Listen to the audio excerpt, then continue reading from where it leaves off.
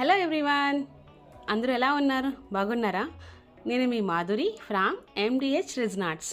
ఇప్పుడు నేను ఒక ఆర్డర్ని రెడీ చేస్తున్నాను. అదేంటంటే రెజిన్ కార్ హ్యాంగింగ్.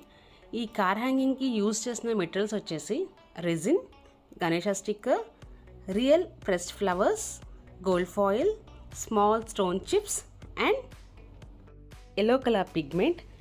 ఈ కార్ హ్యాంగింగ్ని కార్లో రేర్ వ్యూ మిర్రర్ ఉంటుంది కదా, అక్కడ హ్యాంగ్ చేసుకుంటే చూడడానికి చాలా బాగుంటుందండి.